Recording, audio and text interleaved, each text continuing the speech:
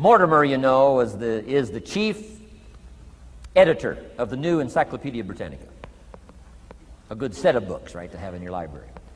The Encyclopedia Britannica, chief editor, Mortimer Adler. He's in his 80s. He's still active, still writing books. I've got several of his books. The 6 Great Ideas, a lot of books. Mortimer Adler. But he wrote this book, How to Read a Book.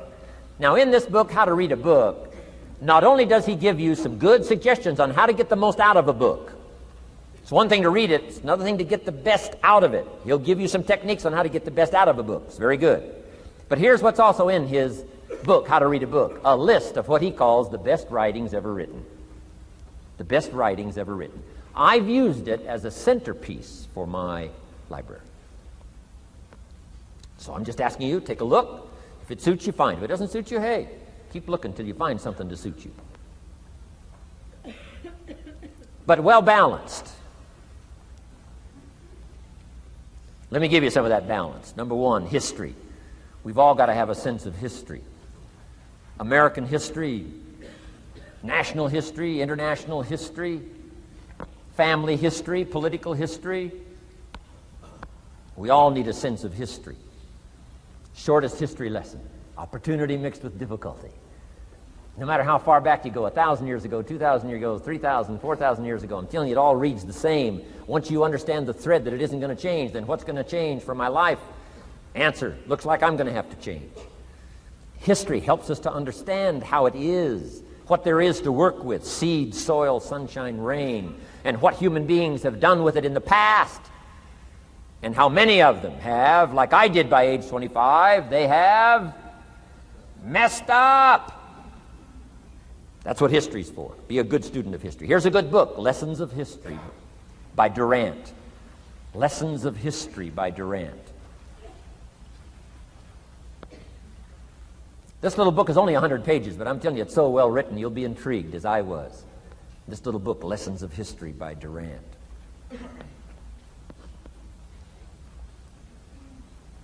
Next is philosophy. Durant also wrote a good book on philosophy. The Story of Philosophy. It's got a good rundown of the key philosophers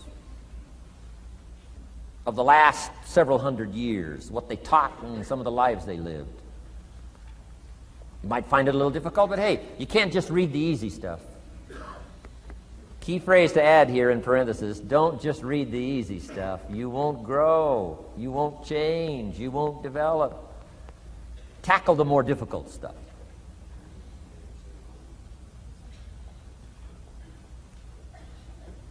Next, novels.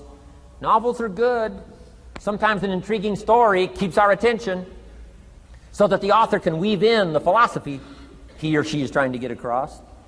Ayn Rand was probably better at that than anybody else I could possibly think of. Atlas Shrugged, some of those towering novels. The novel kept us intrigued, but guess what she was doing all the time? Feeding us her philosophy, feeding us her philosophy. Now, whether you agreed with her philosophy or not, you had to admit she was really good at getting it out there, weaving it through the story, in the dialogue and in the speeches and in the text. Fabulous. Novels. Novels are good. Now, here's a little personal advice. Skip the trash. I mean, you know. Someone says, well, sometimes you can find something valuable in a trashy novel. I wouldn't go through it to find it. You can find a crust of bread in a garbage can, but I wouldn't go through it. Number one, you don't need the reputation. So, not enough time to read the brilliant stuff, the good stuff. Skip the trash, really. My personal advice on personal development, becoming more valuable than you are. Key. Next is biographies and autobiographies, the stories of successful people, unsuccessful people. There's some dramatic stuff, right? Over the last 100 years, it's been written, biographies and autobiographies. Here's one of the best, the Bible.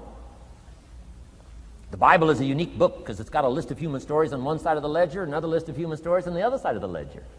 One's called examples, and the other's called warnings. And here's what we've got to have on biographies and autobiographies, both warnings and examples. In the Bible, the examples. The Bible says, look at these people's lives, follow them. Follow their philosophy, follow their advice. Then we got the warnings, right? Right? Don't do what these people did. They messed up their life and threw their life away. Vitally important, both sides of the scenario. Now, if your life story ever gets in one of those books, make sure they use it as an example, not a warning.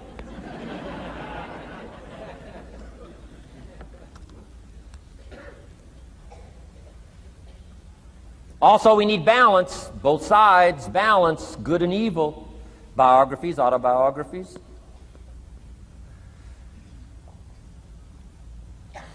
You need a book on Gandhi. You need a book on Hitler. One to illustrate how high a human being can go, and the other one to illustrate what? How low and despicable a human being can become. We need both sides of the scenario. Next, accounting. Got to have a little, at least primary view of accounting. Kids have got to start learning the difference between a debit and a credit.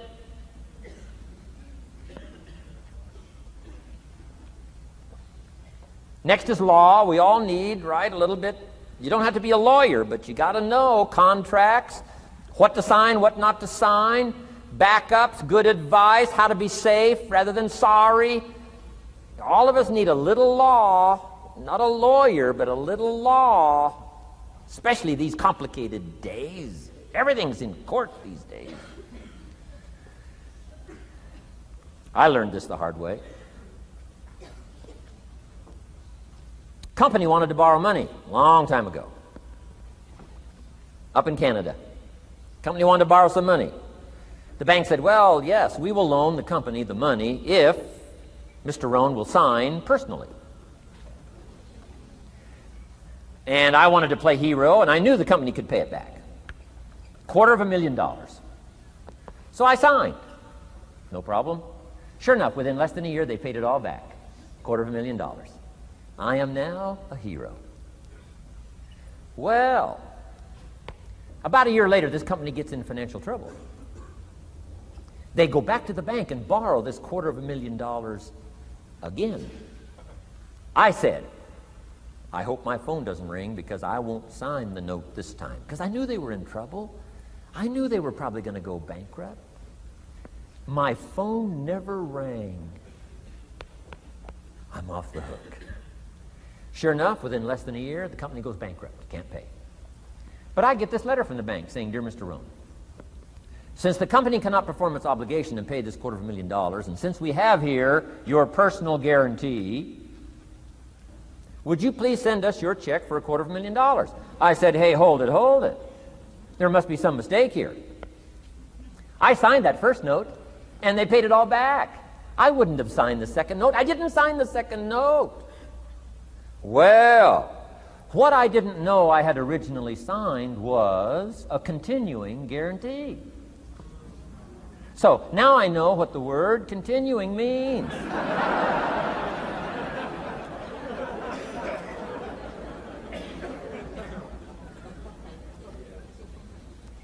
I'm asking you to study a little law, know what to sign, know how to defend yourself, right? Say, hey, we'll get back. Don't sign too quickly. I mean, there's all kinds of things here. Be a student. Don't be lazy in learning.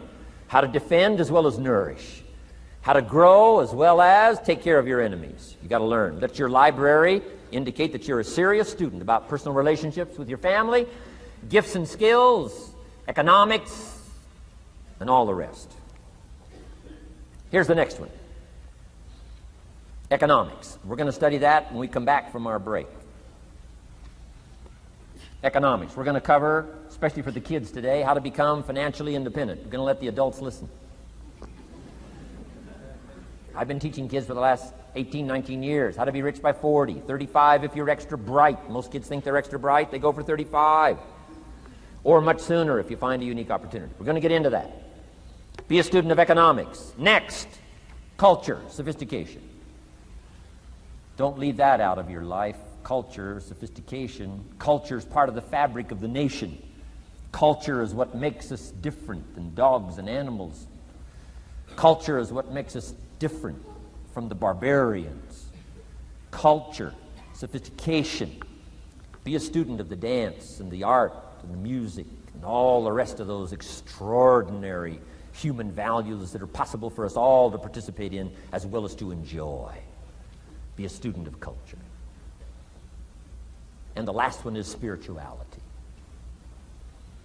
Study it from the Bible and all the related books about spirituality. If you're a believer, study and practice. Let your library show you're a serious student. Next, keep a journal. Shoaff said, Mr. Rohn, not only be a student, but the good ideas that you develop from the books. Keep a separate journal. Write all this stuff down. Here's what he said. Don't trust your memory. If you're serious about becoming wealthy and powerful and sophisticated and healthy, influential, cultured, unique, keep a journal. Don't trust your memory. If you listen to something valuable, write it down. If you come across something important, write it down. Write it down. Now, I used to take notes on pieces of paper and torn off corners and backs of old envelopes and restaurant placemats and long sheets and narrow sheets and little sheets and pieces and thrown in a drawer. Found out, best way, keep a journal. I've been keeping these journals now since age 25. It makes up a valuable part of my own learning, and it's a valuable part of my library. My own journals now form a good portion of my own library. The stuff. I'm trying to get kids to do like I do, be a buyer of empty books. Kids find it interesting I'd buy an empty book. Especially at my status in life. What did I pay for this one? $26. Kids say, $26 for an empty book? Why would you do that? Well, the reason I paid $26 is to press me, to see if I can't find something worth $26 to put in here. And I'm telling you, all my journals are private. But if you got a hold of one of my journals, you wouldn't have to look very far until you would say, this is worth more than $26. I must admit, if you got a glimpse of Mr. Rohn's journals, you'd have to say he is a serious student. Not just committed to his craft, but committed to life, committed to skills, committed to learning, to see what I can do with seed and soil and sunshine and rain and miracle and possibilities and turn it into equities of life and treasure, family relationships, enterprise, sales, management, gifts galore, everything you want, all available, especially in America. I'm asking you, keep a journal. I call it one of the three treasures to leave behind. Let me give you that. One of the three treasures to leave behind. Number one is your pictures. Take a lot of pictures. Did you ever look back, right? 2 or 3 generations, just a handful of photographs way back there. Wouldn't it be something if there was album after album, thousands of pictures to help tell the story? A picture's worth 1,000 words. Don't be lazy in capturing the event. How long does it take to capture the event? A fraction of a second. How long does it take to miss the event? A fraction of a second. Errors in judgment or disciplines. Take lots of pictures. Help tell the story. Click, click, got it. Click, click, got it. Keep. I go to Taiwan to lecture. Taipei, Taiwan. Grand Hotel. Neat place to do a weekend seminar. I got 1,000 students. Guess how many cameras? 1,000 cameras. They all bring their cameras. They wouldn't miss the event, take pictures. Takes me more time to take pictures than it does to do the lectures. Here's my new American friend. Here's my new American friend. Click, click, save it. Got it. 1,000 words, each one. What a scenario. Don't miss the pictures. When you're gone, one of the things to leave behind, the treasure in picture as well as in words. Keep. Next, your library. The library that you gathered, that taught you, that instructed you, that helped you to defend your ideals, that helped you to develop a philosophy, that helped you to become wealthy and powerful and healthy and sophisticated and unique. The library that helped you conquer some disease, the library that helped you to conquer poverty, the library that caused you to walk away from the ghetto, the library, the books that instructed you, fed your mind and fed your soul. Leave your library behind. One of the greatest gifts you can leave behind is your library. Stepping stones out of the darkness into the light. Your library. So leave your books behind. Your books will be more valuable than your couch. Your books, your books, your books. And third is your journals. The ideas that you picked up. The notes you took at seminars like this. Wherever you found an occasion to gather something valuable and put it in here so you could go back over it and go back over it. Repetition is the mother of skill. Read it one more time. Learn it one more time. See if you can digest it one more time. Let it coach you one more time. Let it teach you one more time. Let it inspire you one more time. Words are inspirational. The lyrics of a song. And not just read it once. That's why we put our stuff on cassettes so you can go through it again and again and again. If you hear a beautiful song that does something to you, you don't say, well, that's enough. Don't need to hear that again. No. Wouldn't you want to hear it again, hear it again, hear it again? Let it instruct you. Let it feed you. Let it teach you. Take you on wings of emotional journeys. Wouldn't you want to do that again? The answer is yes. That's what's so important. And here's what's important. One of the things to leave behind, that's your journals. All the stuff you took the meticulous time to gather. One of the greatest proofs that you're a serious student. Taking pictures, that's pretty easy. Buying a book at a bookstore, that's pretty easy. Here's one that's a little more challenging. Be student enough of your own life and your own future and your own destiny. Be student enough to take the time to keep the notes and keep the journal. You'll be so glad you did. What a treasure to leave behind when you go. Your journals. Wow. I wouldn't be without mine now. I'm in Carmel, California, one of my favorite places. It's where I wrote my first book called Seasons of Life. I went to this little church one Sunday morning. First time I'd been there. Little small church, I don't know, 150 people. Classic sermon that morning. Classic sermon. One of the best I've ever heard in all of my life. I happened to be there. And I had my journal. While this sermon is going on, I can't believe it was so precise, it was so unique, it was so powerful. And I've got my journal, and I'm taking notes. Taking notes of this classic sermon. Guess how many other people were taking notes? Approximately, guess. How many do you suppose? It looked like, best as I could tell, I'm the only one taking notes of this classic sermon.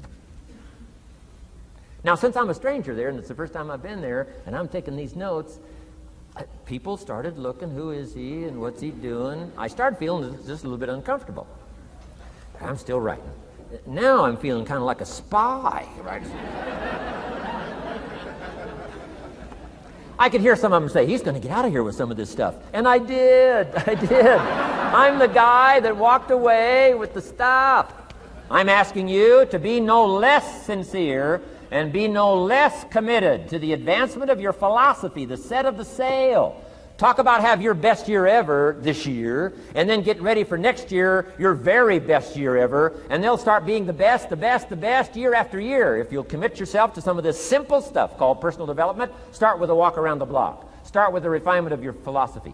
Start with the teaching of your own fabulous mind, where all the answers are. I can only give you a few answers from my own experience. The rest of all the magical answers are within the confines of your own mind. But it takes the books, it takes the cassettes, it takes the videos, personal conversation, sermons, lyrics from songs, dialogue from the movie.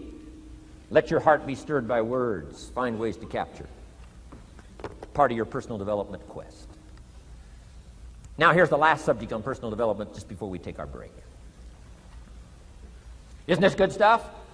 I'm telling you, this stuff changed my life. Turned me every way but loose. I've never been the same since the teacher gave me some of this simple instruction. How to go from where you are to where you want to go.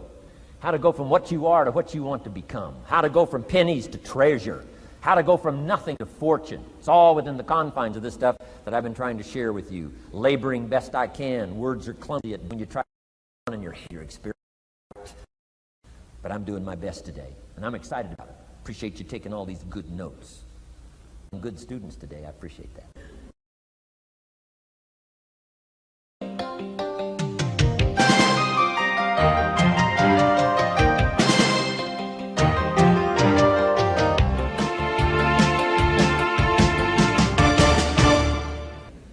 develop these 5 abilities as part of your personal development quest. I call them the 5 abilities. Here's the first one. Develop the ability to absorb, the ability to soak it up like you're doing today. Be like a sponge. Don't miss anything. And not just the words. It's true, don't miss the words, but don't miss the atmosphere. Don't miss the color. Don't miss the scenario. Don't miss what's going on. Most people are just trying to get through the day. Here's what I want you to be committed to do. Learn to get from the day. Don't just get through it, get from it. Learn from it. Let the day teach you. Join the University of Life. What a difference that'll make in your future. Commit yourself to learning. Commit yourself to absorbing. Be like a sponge. Get it. Don't miss it. I've got a personal friend of mine who's so gifted in this area. I think he has soaked up and remembers everything that's ever happened to him. He can tell you as a teenager where he was and what he did and what he said and what she said and how they felt and the color of the sky and what was going on that day. And the reason is because he gets it. He gets it. He gets it. I'm telling you, it's more exciting to have him go to Acapulco, come back and tell you about it, than it is to go yourself. He's unbelievable. He's got this extraordinary gift. And why is it? When he's there, he doesn't miss anything. Here's a good phrase for you to jot down. Wherever you are, be there. Be there to absorb it up. Be there to soak it up. Take a picture if you can, but take pictures of your mind. Let your soul and heart take pictures. Get it, capture it, absorb it. That's such an important ability to develop, the ability to get it, don't miss it. Don't be casual in getting it. Key phrase, casualness leads to casualties.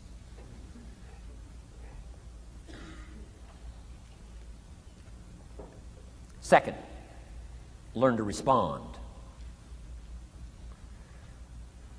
The ability to respond means let life touch you. Don't let it kill you, but let it touch you. Let sad things make you sad. Let happy things make you happy.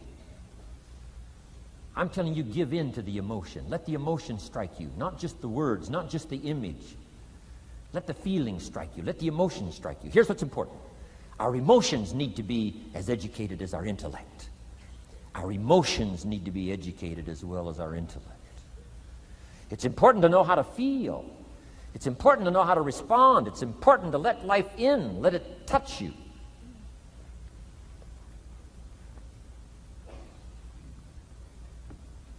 I'm the greatest guy in the world to take to the movies. I get into a good movie. I want a good movie. Make me laugh, make me cry, scare me to death, teach me something. Take me high, take me low. Just don't leave me as I was when I came in. Touch me. Do something to me. Wow.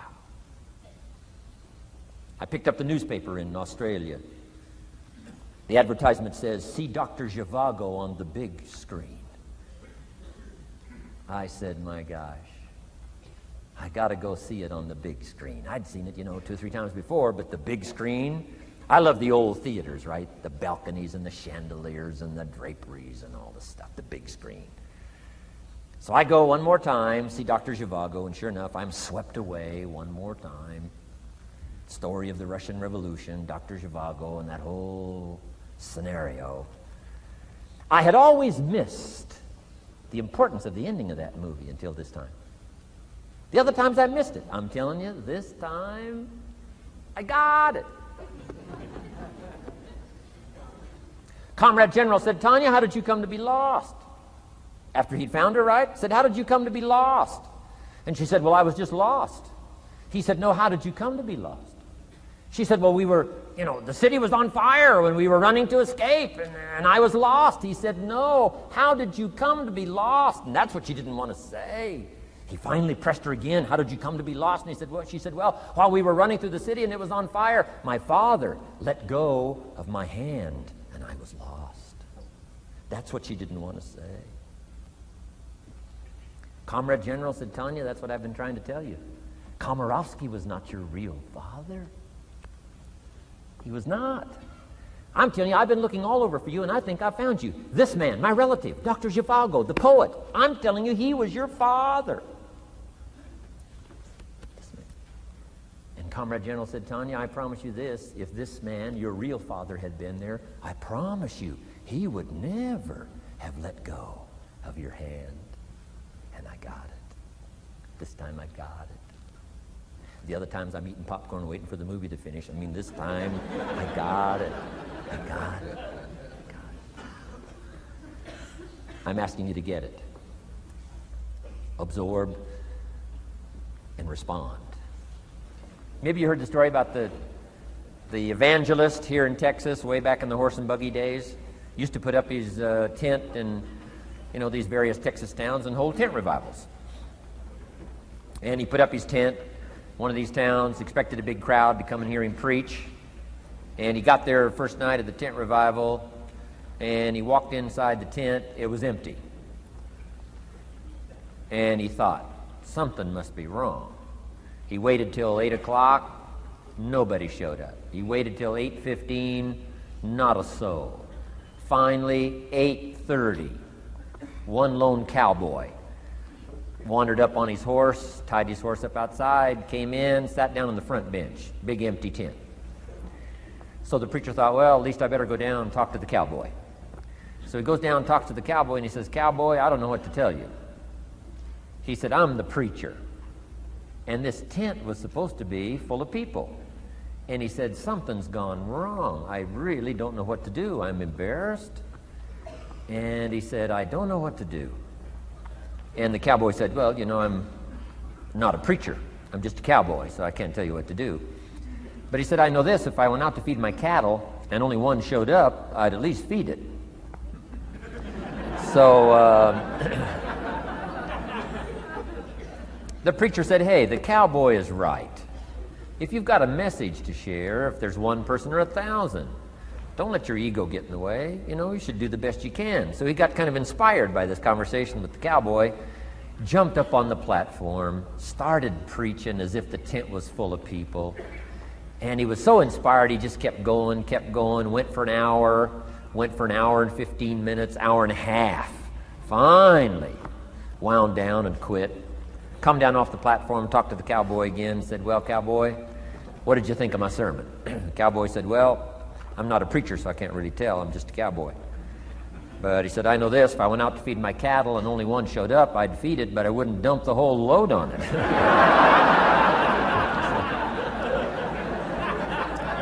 So, if it seems like we're dumping the whole load here today, I guess we really are. But you guys are working hard. Does anybody have 4 pages of notes? Oh, wonderful, wonderful. My job, I'm getting it done. Wonderful. We should give a prize one of these days for the most notes. Fantastic. I congratulate you. You're working as hard as I am. I appreciate that. Okay, we got some more work to do, so let's go to work. Everybody's okay? Say, I'm okay. I'm okay. All right. I'd love to take you with me as my traveling audience. Wow. We've covered the first 2 abilities in the personal development quest. One is the ability to absorb, don't miss anything, pay attention. Good watchword for the 90s, pay attention.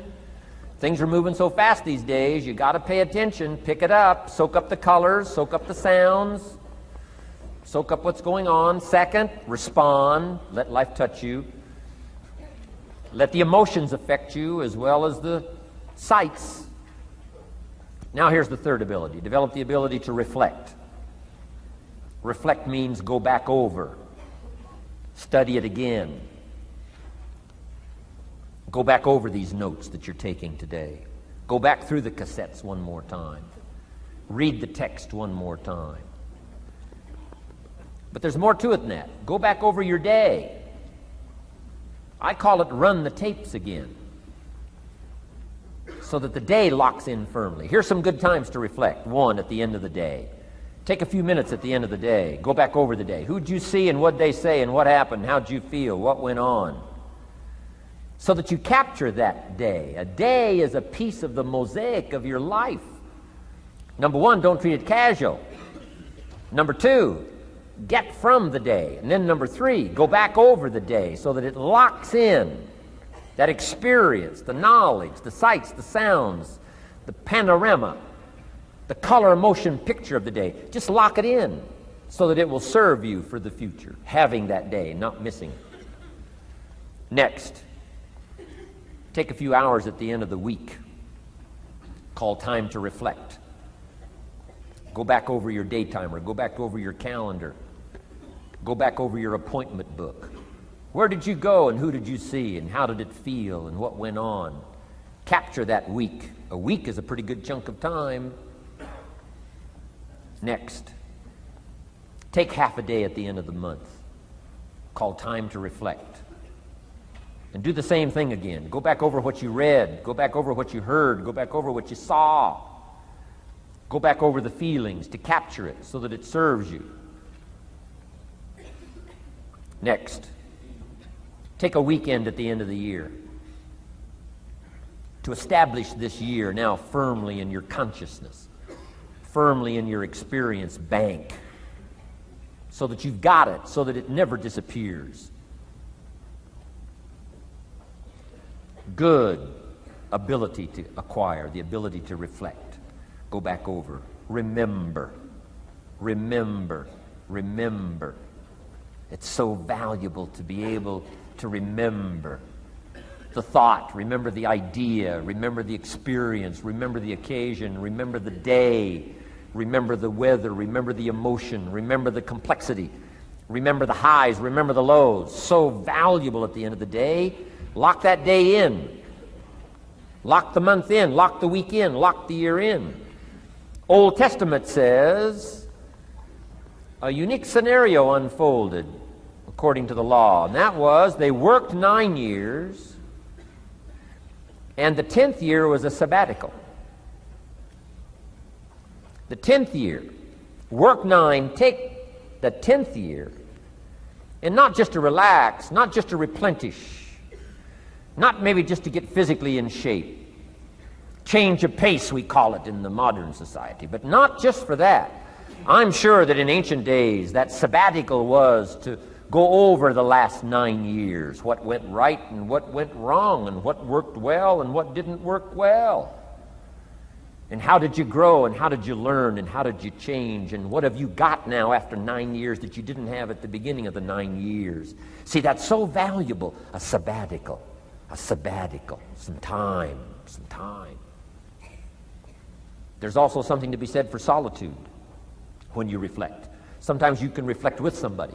Husband and wife reflect on the past year, right? Parents reflect with their children on the past year. How did we do it, and how didn't we do it, and how could we improve?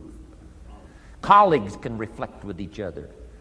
But now here's one of the most important. You've got to learn to reflect with yourself. There's something to be said for solitude. There's something to be said for taking those occasions to shut out the world and shut out everything else for a while. I've got a motorhome. That's how I do it. With my motorcycle on the back. And I head for the mountains and ride the Jeep trails, where there's very few human beings on the Jeep trails, or out in the desert somewhere. It's called my time to get away. When you live a very public life, you treasure solitude. A chance to reflect, go back over my life, go back over my skills, go back over my experiences. Alone. There are some things you need to do alone. Ponder, think, wonder, read, study, absorb, soak in. See if you can't become better this year than you were last year, better the next 9 than you were the first 9. Solitude. There's even a more modern advice that says, go to the closet for time of meditation, time of prayer. Go to the closet. Closet meaning what? Away. And there's even a graphic description of the away. It said, enter into your closet and what? Got some students here, I'm sure. What? Close the door. For what? Just to shut out everything. Life is experience, experience, experience, and touching and seeing and looking and doing and acting and disciplines and all the stuff. But sometimes, this is where this reflecting is so important, to shut the door. To shut the door and wonder. Prayer, contemplation, thinking, and let things move in to your consciousness and awareness that no other way can it be done. Right? Flying down the freeway, I'm telling you, it's difficult to get through. So many things to do, it's difficult to get through. But times of solitude, times to reflect. So this is so valuable, learn to reflect. Now here's why it's important to reflect. To make the past more valuable to serve you for the future. Here's what's really powerful, learning to gather up the past and invest it in the future. Gather up today and invest it in tomorrow. Gather up this week and invest it in the next week. Gather up this year and invest it in the next year. See, that's so powerful, rather than just hanging on one more year, hanging in there, seeing what's going to happen. Learn, study. This is part of the personal development quest. Becoming better than you are, more valuable than you are, not just in terms of economics, in terms of motherhood, in terms of fatherhood, in terms of being a better brother, a better colleague, making a better contribution to the family, to society, to the community, to the church, to the office, to the commitment, to the partnership. Doesn't matter what it is that has value. Work on yourself, then you bring more value to the partnership, to the marriage, to the franchise, to the corporation, to the enterprise, to the community, to the nation. Self-development, personal development. The best contribution you can make to someone else is self-development, not self-sacrifice. Self-sacrifice only earns contempt. Self-development earns respect. Pity the mother who says, I'm just going to give up my life for my children. Self-sacrifice is not noble. Self-investment is noble from self-development. If I work on myself and become more valuable, think of what that'll do for our friendship. I used to use the old expression, you take care of me and I'll take care of you. I found out how shallow and short-ended that was. And I changed it to read like this, I'll take care of me for you, if you will please take care of you for me. And this is part of it, the personal development, that we work harder on ourselves than we do on our job. Now we bring that to the friendship. Now we bring that to the marriage. Now we bring that to the family relationship as a father, as a mother. And we develop the strength and we develop the power. That's key. And it takes, I think, this scenario of disciplines, these abilities, to acquire those gifts and those skills, that value, so that we bring more. Now, we bring more to the next week. We bring more to the next month. We bring more to the next year if you follow this absorb, respond, and reflect. I said to my father when he was about to turn 76, his 76th birthday, I said, dear father of mine, can you imagine what it's going to be like to gather up the last 75 years of your life and invest them in your 76th year? What a difference of philosophy, rather than just hanging on one more year. Gather up 75 and invest them in the next one. Gather up the last 6 years and invest it in the next year. See, that's so powerful in communication, which we're going to study soon. So powerful. So consider this. 1, the ability to absorb. 2, the ability to respond. 3, the ability to reflect. Here's number 4, develop the ability to act. Take action. Not hasty if it isn't required, but don't lose much time. Here's the time to act. When the idea is hot and the emotion is strong. That's the time to act. You say, Mr. Rohn, I'd like to have a library like yours. See, if you feel strong about that, what you got to do is get the first book and then get the second book. Before the feeling passes and before the idea gets dim, action pronto, action immediate, action as soon as possible. Because if you don't, here's what happens. We call it the law of diminishing intent. We intend to when the idea strikes us. We intend to when the emotion is high. But now if you don't translate that into action fairly soon, now the intent starts to diminish. And a month from now it's cold. A year from now, can't be found. So act. Set up a discipline when the emotions are high and the idea is strong and clear and powerful. That's the time to set up the discipline. Somebody talks about good health and you're stirred. Says, right, I need to get a book on nutrition. Get the book before the idea passes and before the emotion gets cold. Go for the book. Start the library. Start the process. Fall on the floor. Do some push-ups. Action. Got to take action. Otherwise, the wisdom is wasted. Otherwise, the emotion soon passes. Unless you put it into a disciplined activity. Capture it. Disciplines is called how to capture the emotion and how to capture the wisdom and translate it into equity. Disciplines. Now, here's what's important about disciplines. All disciplines affect each other. In fact, here's a good philosophical phrase. Everything affects everything else. Nothing stands alone.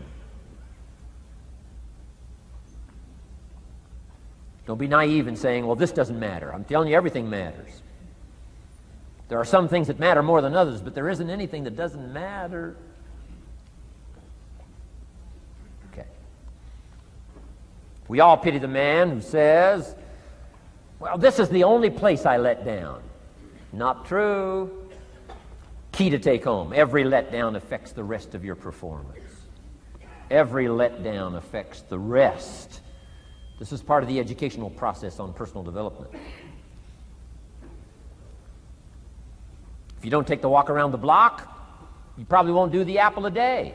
If you don't do the apple a day, you probably won't start building your library. If you don't build your library, you probably won't keep a journal, and you won't take pictures, and then you won't do this, you won't do wise things with your money, won't do wise things with your time, won't do wise things with your possibilities and relationships, and the first thing you know, 6 years of that accumulated, and we say you have messed up.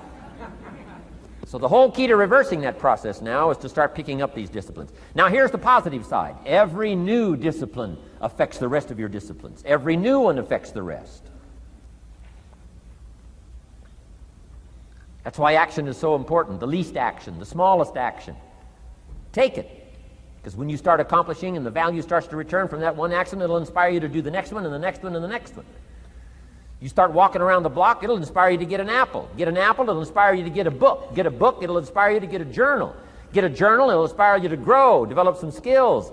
All disciplines affect each other. Every lack affects the rest. Every new affects the rest. The key is to diminish the lack and set up the new. And you've started a whole new life process. Key. Also, one more thought on discipline. Here's the greatest value of discipline. Self-worth. Self-esteem. People are teaching self-esteem these days, but they don't connect it to disciplines. The least lack of discipline, and it starts to erode our psyche. One of the greatest temptations is to just ease up a little bit, right? The slightest lack of doing your best starts to erode the psyche. Instead of doing your best, doing just a little less than your best. Sure enough. You say, well, it's just going to affect my sales. No, it's going to affect your consciousness. It's going to affect your philosophy. Now you've begun in the slightest way to affect your own philosophy. Here's the problem with the least neglect. Neglect starts as an infection. And if you don't take care of it, it becomes a disease. And one neglect leads to another. And the worst of all, when neglect starts, it diminishes our self-worth, our self-confidence, our self-value. You say, well, how can I get back my self-respect? I'm telling you, you don't have to go to 29 classes. All you have to do is start the smallest discipline that now corresponds to your own philosophy, like I should, and I could, and I will. No longer will I let neglect stack up on me so that I will have the sorry scenario 6 years from now, giving some excuse instead of celebrating my progress. That's the key to discipline. Okay? Let's get kids involved in the least of disciplines. One more, and then one more, and then another one, and then another one, and then some more. And the first thing you know, you're starting to weave the tapestry of a disciplined life into which you can pour more wisdom and more attitude and more strong feeling, more faith and more courage. Now you've got something, a vessel in which to put it, and now the equities start to flow. And the early return, I'm telling you, if you'll start this process, the early return will have you so excited, you'll commit yourself to this strategy for the rest of your life. You'll never go back to the old ways. Join a new crowd. Join a new group. The disciplines to do it. Take action. I recommended the last time I was here the little book, Richest Man in Babylon, and I said I've lectured now to over 3 million people in the last 33 years, and I've recommended this little book to almost all of them, I think. Guess how many have actually gone and got this little book? Answer, very few. My best guess is 10%. Such an easy thing to do. In that last seminar, right, I suggested this little book, number one, is easy to find. Number two, it's easy to buy. The most you can pay for it, $6, $7, $8. You can borrow that from your kids. And number three, it's easy to read. It's in story form. That's why I use it for teenagers, teaching them how to be rich by 40, 35, if you're extra bright, much sooner, if you find a unique opportunity. But if it's easy to find and easy to buy, and if it's easy to read, why wouldn't everybody go get it? We don't know. What do you know? You don't know. I don't know. Nobody knows. Here's how profound it is. Some do and some don't. Now here's the numbers. About 10% do. 90% don't or won't. And we don't know the mystery of that. And I'm telling you, 10 years from now, those numbers will still be the same. 10% will, 90% won't. The numbers don't change. Only the faces change. You're looking at one of the faces. I used to belong to the 90% who couldn't be bothered even if it was easy. Guess how many people have a library card? Wisdom of the world available. Transform your life in any value amount you want. By the way, how much is a library card in Texas? Free. Here's what free is. Easy. I mean, it can't be any easier than free. Somebody says, well, would you bring it by? Well, no. At least you got to go get it. No.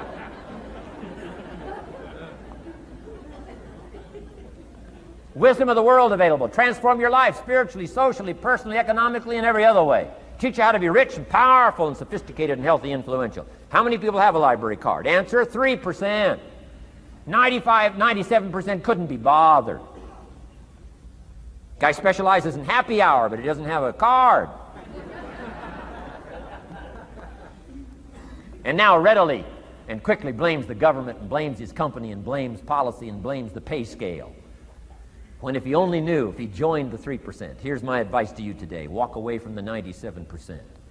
Don't talk like they talk. Don't act like they act. Don't go where they go. Don't specialize in what they specialize in. Throw away the blame list they cling to.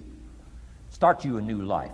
You say, well, is it as simple as getting a library card and join the 3%? And the answer is, of course. Of course. That's how easy this stuff is. This is so easy. It's so simple. It's not complex. You don't need a 2,000-year-old guru. You don't need multi-track affirmations. I'm telling you, don't. Affirmation without discipline is the beginning of delusion. Key. Don't let somebody sweep you into some contrary way to nature itself says, unless you labor. The miracle of the seed and the soil and the seasons and God and all the other stuff that's available, sunshine and rain, that's not available to you by affirmation. It is only available to you by labor. So labor well. Okay. Learn well. Discipline yourself well. And you can have all the treasures you want. This stuff's easy and simple. It's not ocean waves and seagulls. You don't have to move to Sedona where all the force fields come together in Arizona.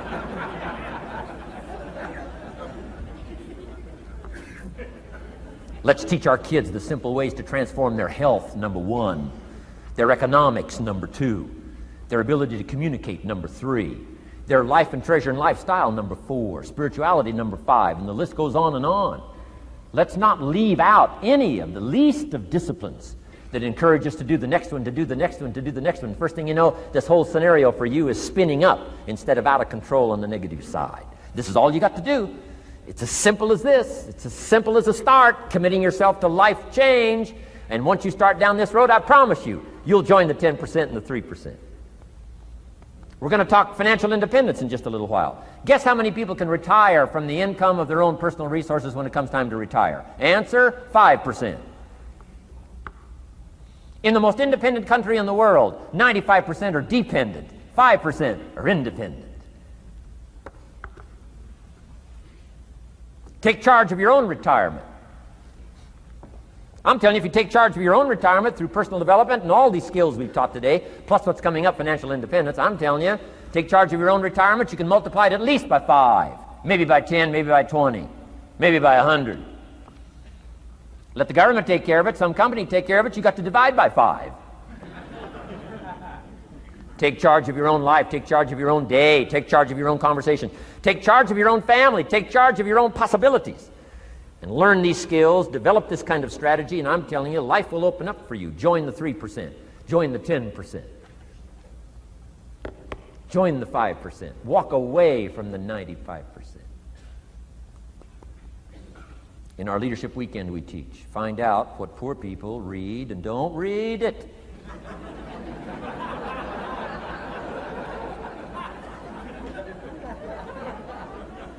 I'm telling you, don't talk like they talk. Lend a helping hand, but don't fall into their poor philosophical scenario. Don't blame what they blame. Don't use the excuses they use. It's called the language of the poor. Switch gears, switch language, switch ideas, switch strategy. Start with the simplest of disciplines. And don't bemean any of these disciplines. The smallest of disciplines starts the process of life change. And if you'll invest in this thing called discipline, you can have whatever you wish. It's called the beginning of a miracle. Now here's the last clue on discipline. Do the best you can. We covered earlier, but here's a good scenario for the do the best you can. I've got a good question for you. Is the best you can do all you can do? And the answer is no. Strangely enough. If we all fell on the floor right now and did as many push-ups as we possibly could, and let's say for some reason you haven't been into push-ups lately, I can't imagine why, but let's say, and let's say the best you can do is 5. And you look up at the rest of us and say, hey, 5 is the best I can do. We can tell by the look on your face that's probably true. 5 is the best you can do. Now, is 5 all you can do? The answer is no. If you rest a little, you can do 5 more. Wow. And if you rest a little, you can do 5 more. And if you rest a little, you can do 15 more. How did we get from 5 to 15? It's a miracle.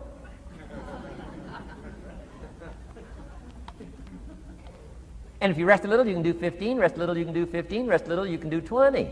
How did you get from 5 to 20? It's a miracle. Did you know you can keep doing that? Do a little more, rest a little, do a little more, rest a little, and finally get up to 50 push-ups? Is it possible to get up to 50 push-ups? Of course. How do you go from 5 to 50? It's a miracle. How do you get a miracle going? Number 1, do what you can. Don't leave out what you can, from writing a letter to your mother in Florida. Start cleaning it all up. 2, doing the push-ups. Go from 5 to 50. It's a miracle. Number 1, do what you can. Number 2, do the best you can. Here's number 3, rest very little.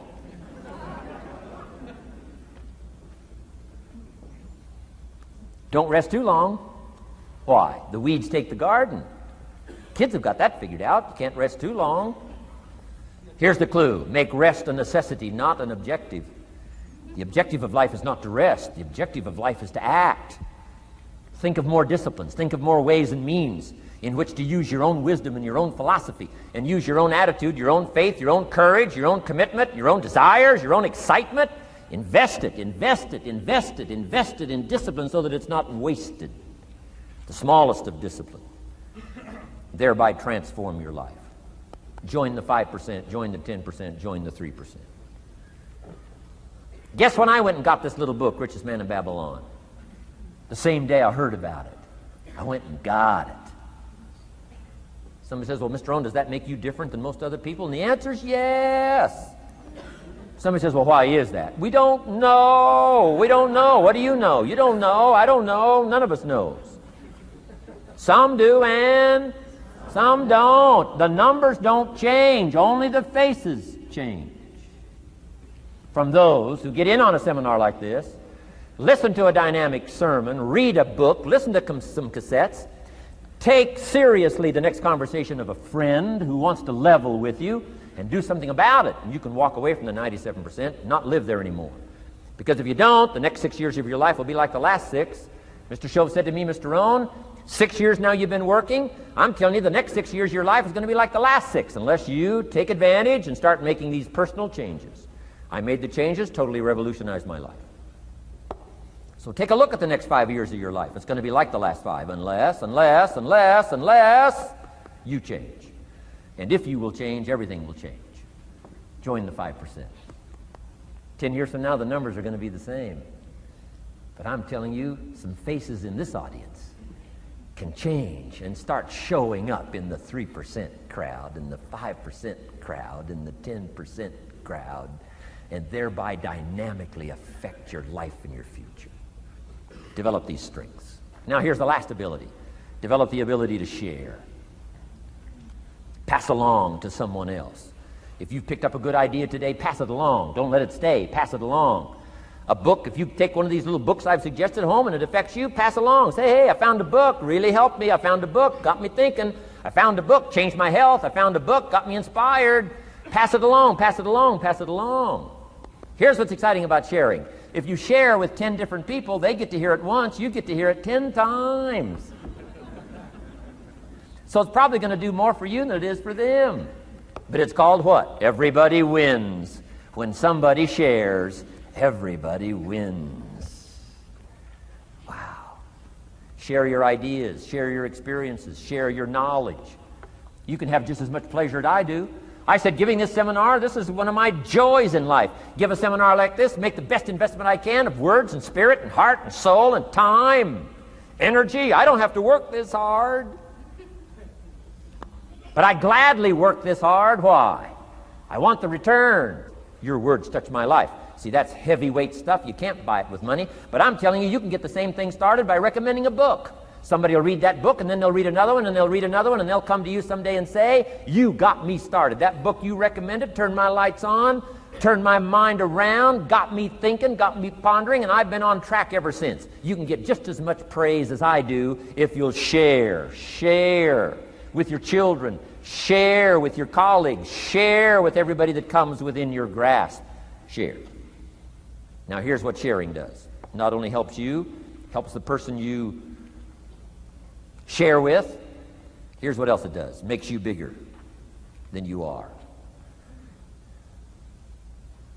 If I had a glass of water up here and it was full, question, can that glass hold any more water? If it's full, if the glass is full, can it hold any more water? The answer is yes. But for it to hold more, you got to pour out what's already in. That's what I'm asking you to do. If you're full of ideas, if you're full of good things, I'm asking you to pour it out, pour it out, pour it out. Why? I'm telling you, more will be poured in, poured in, poured in. Next, when you do pour out, you become bigger. Not like a glass that stays the same. Human beings have the ability to grow in consciousness and awareness and capacity. It's unlimited capacity. I found out kids don't lack capacity. In Europe, the kids speak what? 2, 3, 4, 5, 6 languages. When I grew up, my father spoke German, never taught me. My mother spoke French, never taught me. They were trying to get away from all the old world languages back then. Had no concept how valuable languages were going to be in the future. Just didn't know. So they abandoned the German, abandoned the French. I could have learned all 3 languages instead of just English. My girls went to school in Beverly Hills. They've turned that around. In first grade now in Beverly Hills school system, they offer 3 languages besides English. French and German, Spanish. Why? Because kids can learn 2 languages just as easy as 1. Question, how many languages can a child learn? Here's how many. As many as you'll take the time to teach them. They do not lack capacity. They only lack teachers. Wow. And I'm telling you the same thing is with you. You don't lack capacity. But here's how you expand your capacity. And that is to share what you've got. Now you get bigger. Share some more, and now you get bigger. I'm here for a very self-interest reason. If I share with you, my consciousness grows. If I share with you, I get to hear this again. Somebody asked me not long ago, said, Mr. Rohn, how are you doing with all this stuff? You get on everybody's case pretty hard. How are you doing with all this stuff you teach? I said, well, best I can share with you is this. Listen to me very carefully, but don't watch me too close. This stuff's easier to lecture on than it is to do. I understand that. I'm working on it just like you. But hey, pour out what you've got so that your capacity grows. Now, why should you want your capacity to grow? Very self-interest reason. Here it is. To hold more of the next experience.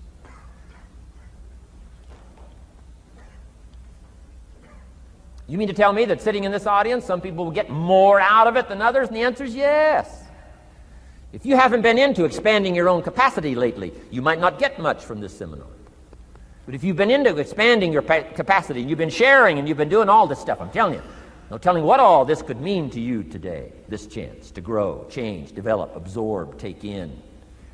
I'm asking you to expand and grow so you can hold more of the next experience. Some people can't be very happy. You could pour happiness out on the whole world. Some people can't be very happy. Why? They're not big enough. If you're small, you don't get much. Small in comprehension, small in the ability to think and wonder, small in appreciation, no matter how much is poured out.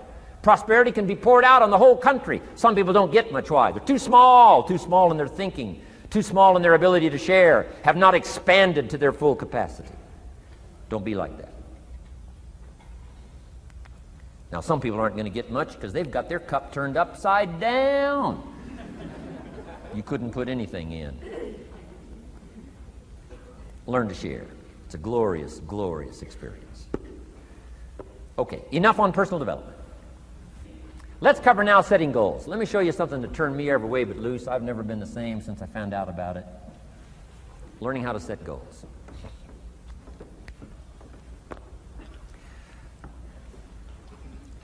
Not long after I met Mr. Schoaf, we're having breakfast one morning.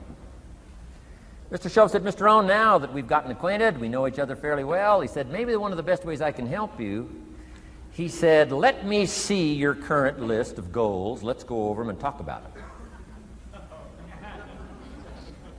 And I said, what? I don't have a list. He said, well, Mr. Rohn, if you don't have a list of your goals, he said, I can guess your bank balance within a few $100s. Which he did. And that got my attention. I said, you mean my bank balance would change if I had a list of goals? He said, drastically. So that day I became a student of setting goals. And I've used it to dynamically affect my life. I've taught it to some of my business colleagues. We use it to do business around the world. Setting goals. It can turn out to be a drama for your life. Here's what goals are. Your vision of the future. Your vision of the future. Now, there's two ways to face the future.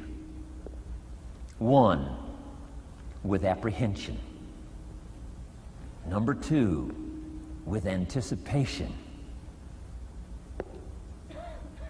Guess how most people face the future? With apprehension. Why? Major reason why. They don't have it well designed.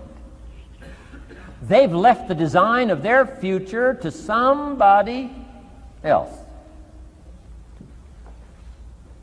And if you don't make plans of your own, guess what? You'll probably fall into someone else's plans. Guess what someone else may have planned for you? Not much. You got to make a list of this not much stuff. I'm telling you, people all their lives count on this not much list. If all of your negative relatives all turn positive, what will that do for your future? Not much. If prices come down a little, what will that do for your future? Not much. If the economy gets a little better, what will that do for your future? Not much. If circumstances get a little better, what will that do? Not much. If the weather gets a little better over the next few years, that'll do. Not much. I mean, you could go right down this whole scenario list. Most people all their lives, with their fingers crossed, count on this not much list. That's why 10 years from now, they'll be driving what they don't want to drive, living where they don't want to live, wearing what they don't want to wear, doing what they don't want to do, having what they don't want to have, maybe become what they didn't want to become. And it all starts by counting on something that's not going to count much. You say, well, then how can my life dramatically change? You got to count on yourself. And here's one of the things you got to count on: your ability to design the future. It's called the promise. And the promise of the future, if you'll design it well, can have an awesome effect on your life. But if you face the future with apprehension, you'll take hesitant steps all day, uncertain steps all day. And if you take uncertain steps all day for 6 years, you can imagine how empty your life can be. We've got to help our kids with the promise of the future. Now here's what's connected to the promise: the price. The price to pay. But I'm telling you, the price is easy if the promise is clear. One of the better notes to make for today. The price is easy if the promise is clear and powerful. But the price seems almost too much to pay, too much to get over, too much to accomplish if the promise isn't clear, if the promise isn't powerful.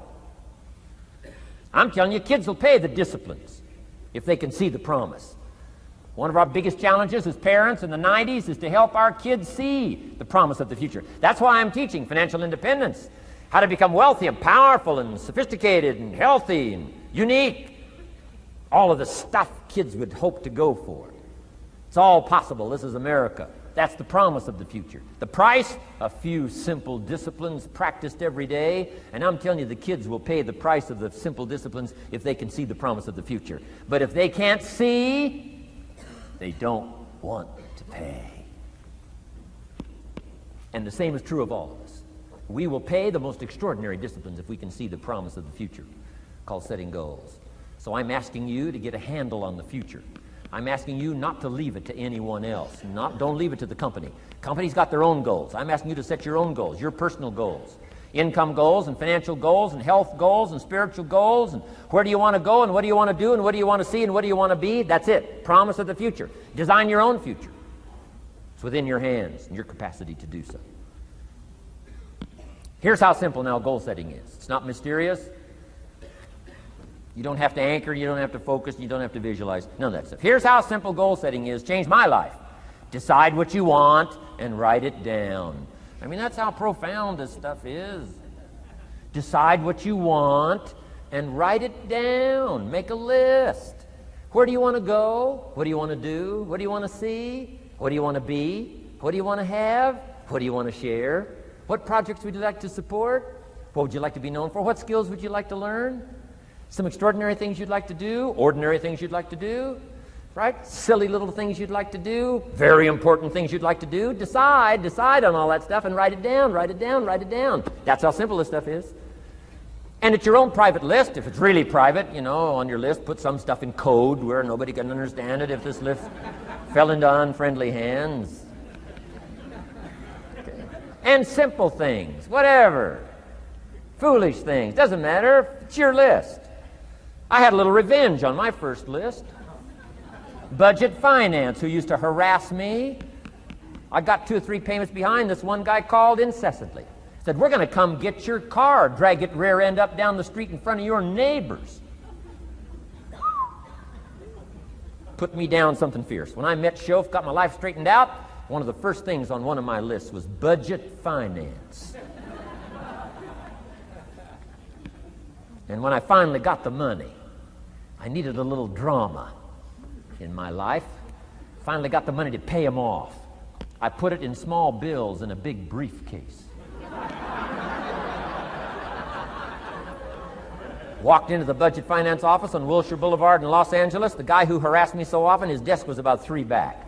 I opened the door, walked in, right up to his desk, stood right in front of him, never said a word. He said, well, what are you doing here? Didn't say a word. I opened up this briefcase, dumped this pile of money all over his desk. I said, count it. It's all there. I'll never be back. Turned around, walked out, slammed the door. Now that might not be noble, but you got to try it at least one time. Pay off with a little drama.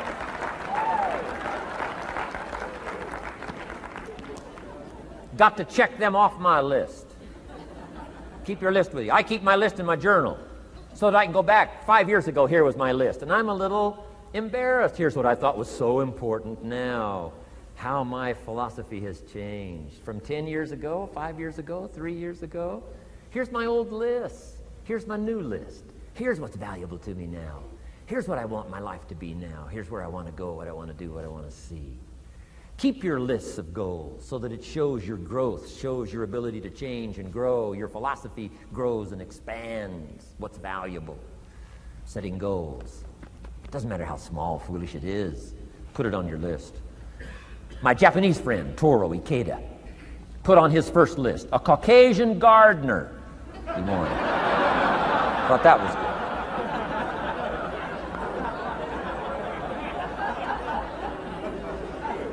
I like that. Have you got this profound thing now on setting goals? Here's how profound it is. Decide what you want and write it down. Get together with your wife, decide. Get together with your kids, decide. Get together with your business colleagues, decide. Write it down. Make a list. Okay, that's how easy it is. Now let me give you one more scenario on setting goals. When I started making my first list, Mr. Shoaff said, Mr. Rohn, looks like we're going to be together for a while. He said, I've got a suggestion for you. He said, I think one of the first goals you ought to set, you're a 25-year-old American male. Sure, you've made some mistakes, but now you're on the road to better things. You got a family, worth it. Reasons makes the difference. And he said, you've got every reason to do this. He said, why don't you, among all the goals you're going to set, he said, why don't you set a goal to become a millionaire? A millionaire. This is America. All the possibilities are available. Why don't you set a goal to become a millionaire? He said, it's got a nice ring to it. Millionaire. Enough zeros to impress your accountant? Millionaire. And he said, here's why. Now I thought, the man doesn't need to teach me why. I'm thinking, wouldn't it be great to have $1 million? He said, no, that's not it. Here's why. And I had one of the greatest lessons I ever learned, and I'm about to share it with you. This will be worth the price of being here today if you can capture what I'm about to share with you. Babysitter fees, whatever else you paid. Some of you missed some sales today to be here, so this is a costly day for you. But what I'm about to share with you changed my whole life. Here's what Mr. Shoaff said. Set a goal to become a millionaire. And he said, here's why. For what it will make of you to achieve it. And I got one of the greatest classes in one sentence I've ever received in my life. Set a goal that'll make you stretch that far. For what it will make of you to achieve it. What a brand new reason for setting goals. What an all-encompassing challenge to have a better vision of the future. What for? To see what it will make of you to achieve it. And here's why. The greatest value in life is not what you get. The greatest value in life is what you become. Major question to ask on the job is not, what am I getting here? That's not the major question. The major question to ask is, what am I becoming here?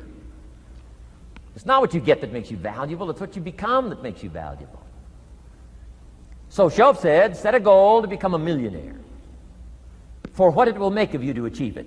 Then he said, when you finally have become a millionaire, now, he said, what's important is not the money. I thought, wow, I've got some more to learn. He said, no, Mr. Rohn, I'm telling you honestly, you could just give the money away. Now, I did better than that, right? I told you. I lost it all. I'm rich by the time I'm 31. I'm a millionaire. I'm broke by the time I'm 33. So I didn't have to give it all away. I lost it all. Foolish mistakes I made. I'm a farm boy from Idaho. That early money drove me bonkers. I used to say, how many colors does it come in? I'll buy them all. I went crazy over that first money. I just went crazy. And then I made that one foolish mistake, right? Continuing guarantee. I mean, I'm so naive off the farm. I don't know what continuing means. And a few other mistakes. And by the time I'm 33, I'm broke. Now I've made and lost millions since then. But what an experience that was. And I'm telling you, the man was right. When I finally was broke at age 33, guess what I discovered? My money did not mean that much. It represented only a fraction of all my assets. Shoaff said, once you become a millionaire, Mr. Rohn, you could give all the money away. Because he says, what's important is not the money. What's important is the person you've become. Now, let me give you the key phrase on setting goals. Set the kind of goals that will make something of you to achieve them. Set the kind of goals that will make something of you to achieve them.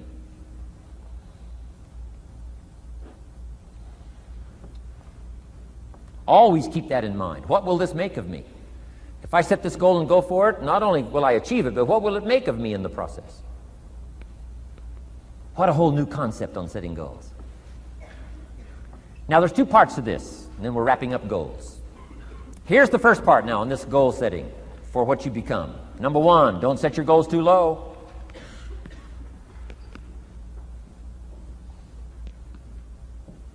Interesting, we teach in leadership. You'll find it on the cassettes. Don't join an easy crowd. You won't grow. Go where the expectations are high.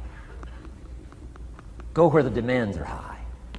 Go where the pressure's on to perform, to grow, to change, to develop, to read, to study, to develop skills. I belong to a small group. We do business around the world. You cannot believe the expectations at that level. What we expect of each other in terms of excellence, far beyond average. Why? So that we can each grow, so that we can receive from the group, we can contribute to the group, something unprecedented. It's called living at the summit. Go where the demands are high. Go where the expectations are strong, so that it'll provoke you, push you, urgently insist that you not remain the same for the next couple of years, the next 5 years, that you'll grow and change. So don't set your goals too low. The guy says, well, I don't need much. Well, then you don't need to become much.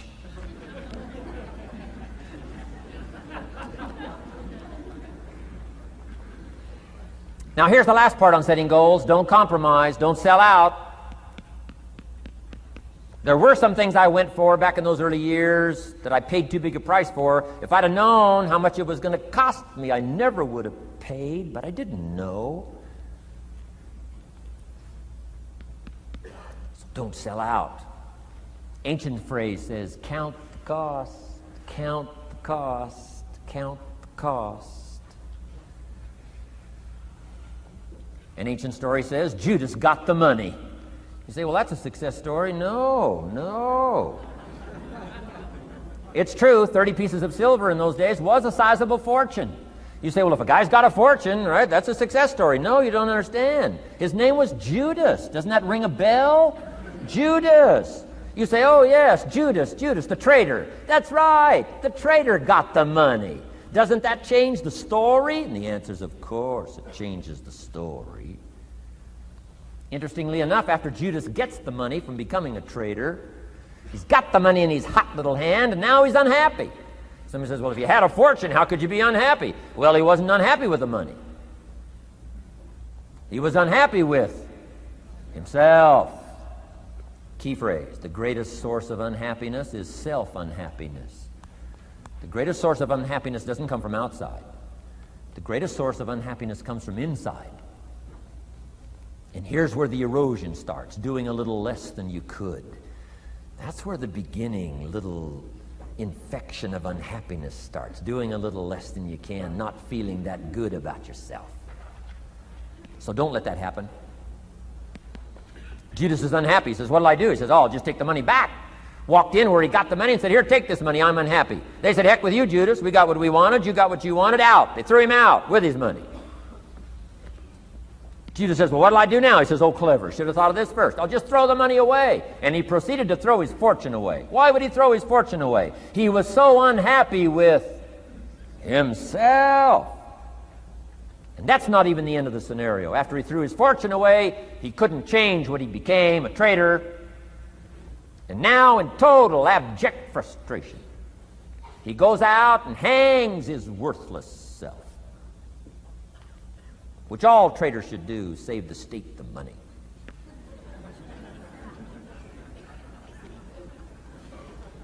Why such a tragic end? Because he was so unhappy with himself. He sold out. He sold out. He paid too big a price.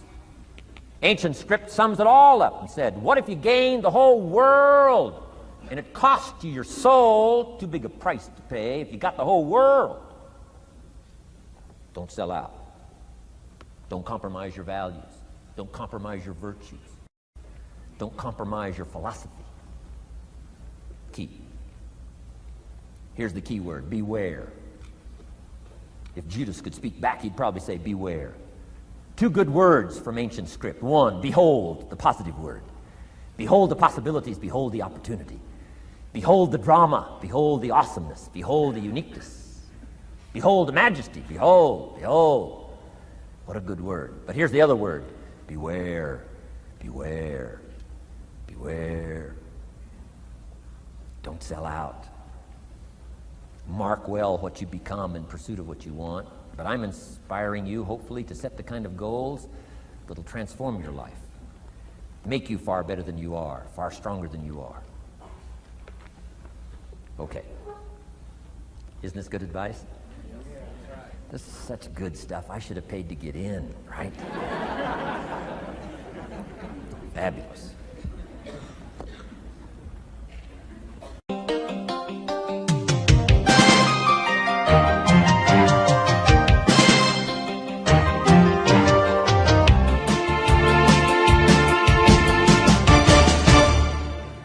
What should a child do with $1?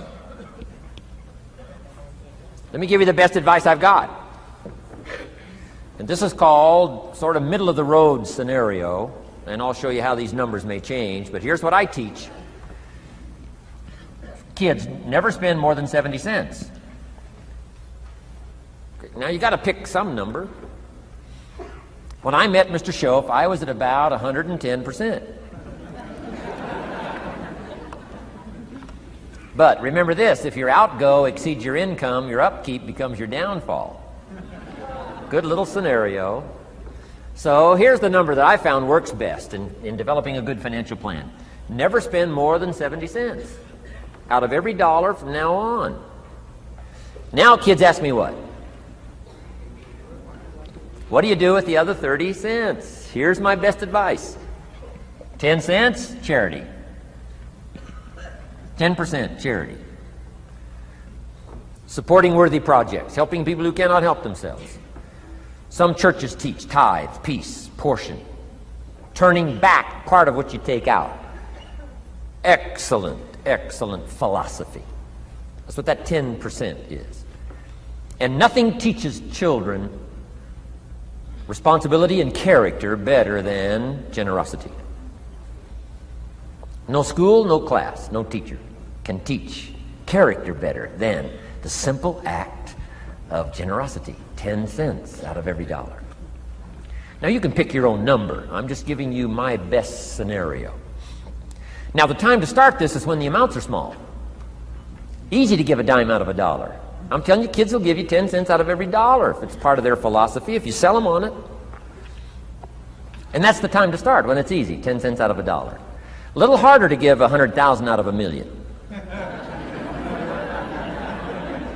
Someone says, oh, if I had $1 million, I'd give 100,000. I'm not that sure. We better start you early when the amounts are small, so it'll all be set in when the big amounts start to come. Okay? So 10 cents for charity. The next 10 cents I call active capital. Capital meaning try to make a profit yourself. We live in a capitalistic society. Right. Everybody now wants to join capitalism. That's why the walls are coming down. Capital belongs in the hands of the people. That's where the genius is. So the genius is to try to show a profit. Buy and sell. Render service. Show a profit. Now here's what I teach kids. Profits are better than wages. Wages are okay. But wages help you make a living. Profits help you make a fortune. The key is to just understand philosophically a little simple economic scenario. And there's all kinds of ways to make a profit. I'm working on a new book. Here's what it's called. I think it's going to be called, Of Course Kids Should Pay Taxes. It's going to be an interesting book. In California, where I live, kids do pay taxes. If an 8-year-old walks into 7-Eleven, buys something that costs $1, the proprietor makes him cough up 7 more pennies. 8-year-old says, "What's these 7 pennies?" Proprietor says, "That's taxes. That's taxes." Kid says, "Well, I'm only 8.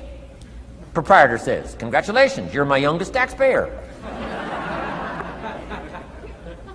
So in California, kids do pay taxes. Now the question is, should they?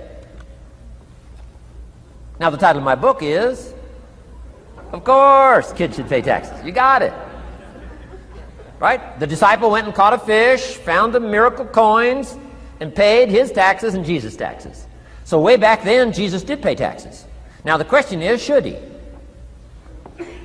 And the answer in my little book says, of course, Jesus and kids should pay taxes. Of course. Of course. If an 8-year-old wants to ride his bicycle on the sidewalk instead of in the mud, you have to pay taxes. Things cost money. Got to pay taxes. Aircraft carriers keep tyranny over there instead of over here.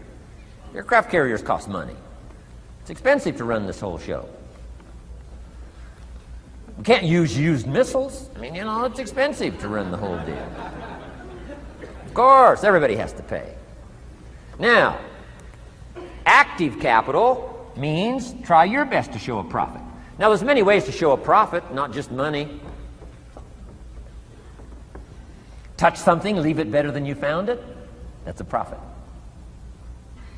Some profits are intangible, some profits are tangible. Long before Earth Day, for all sophisticated people, it was very proper when you left your hotel room to turn out the lights. All educated people. Why? Leave a profit. It's so easy to flip the switch and leave a profit. Some says, well, the hotel gets the profit. What do you care? All you need to become is a person who leaves a profit. Wow. I talked to a man who runs a whole string of apartments. He said, guess what? Most people, when they rent an apartment, leave it, what? Trashed, worse than they found it. What kind of a reputation would that be? Whatever you touch turns to trash. Whatever you touch gets dirty. Nothing you touch gets better. See, that's a poor philosophy. No wonder it leads to poverty, small lives. As one writer said, living lives of quiet desperation. This is where it all begins. Failure to leave a profit when you can, turn out the lights, doesn't matter what it is. Become profit-minded. Profits are better than wages because profit has the potential to make a fortune. Wages has the potential to make a living. So I teach kids, take part of your wages. If you earn the money, take part of it for charity and part of it to see if you can't make a profit. And there's all kinds of ways. My book's going to be full of all kinds of ways kids can make money. I teach kids how to have 2 bicycles, one to ride and one to rent. I mean, it doesn't take long to get into business. You don't have to be a genius. Halfway bright, you can start showing a profit. Now, here's the next 10 cents called passive capital. Meaning, let somebody else use the capital, you provide it, you're passive, they're active. And let them pay you interest. Profits and interest. Unique way to make a fortune. In fact, there's a Bible philosophy. I teach teenagers this Bible philosophy. Here's what it teaches. The borrower is servant to the lender. Wow. So where is the power position? Not a spender, a lender. And if I've taught teenagers well, if you ask them, among some of the things you want to be, when you grow up, as years pile on, what would you like to be? I'm telling you, among some of the things that they would like to be, if they've sat in on my classes or gotten some of my material, they will say, I want to be one of them lenders. Powerful position. Let somebody else use your capital. Some projects require more capital than any one person has. So we've got capital pools, whether you put it in a financial institution or whatever, right? Earn an interest, earn a profit, right? Buy a car and sell it for more than you paid for it. Why? Because you leave it better than you found it. Touch something and leave a profit. Okay? It's not just wrapped up in money and economics. This helps to teach all other scenarios of life. on profit and capital and expenditures, what to do with your time and what to do with your life, and as well as what to do with your money. Okay? Now this little scenario I call the ideal. Now here's what's important: to set up the ideal and work toward it. Because at first you may not be able to do these numbers. Some people are in such desperate situation currently, they got to go 97, 1, 1, and 1. I mean, you know, I had to start there. Start with pennies. And remember, it's not the amount that counts. Mr. Schoaf gave me the clear situation. Here it is. It's not the amount that counts, it's the plan that counts. When I met Mr. Schoaf, I'm 25 years old. I said to him, if I had more money, I'd have a better plan. He said, no, Mr. Rohn, if you had a better plan, you'd have more money. 6 years? 6 years? In America, 6 years? Come on, it's not the money, it's not the amount, it's the plan that counts. So set up an ideal plan like this. Now you can rearrange this and modify it to suit yourself. I'm just giving you here as an example. So set up the ideal and then start making progress toward it. Because finally, these numbers are going to change if you move on up into the higher area, right? The people I work with around the world couldn't spend 70 cents out of every dollar. It would be obscene. That'd be too much. So these numbers are bound to change. I don't know what mine are. Probably 20% up here. A lot larger numbers down here. Okay? So these numbers can change. I'm just offering you a good sample philosophy. Remember, philosophy is the set of the sail. The economy is not the set of the sail for you. For you, the set of the sail is your own philosophy, your own thinking, your own plan, your own concept. Don't borrow somebody else's plan. Don't borrow somebody else's concept. Don't borrow the concept, you know, spend all you can, cross your fingers and hope for the best. Don't borrow that. Develop your own philosophy, and I'm telling you, it'll lead you to unique places. Now, the rest of a lot of this is on the cassette tapes, but let me just give you 2 or 3 more pieces of the scenario here. Then I want to talk about communications, and then we're going to wrap it up. Okay. Here's 2 or 3 more parts to financial independence. Number 1, keep strict accounts. This is the best of disciplines. Keep strict accounts.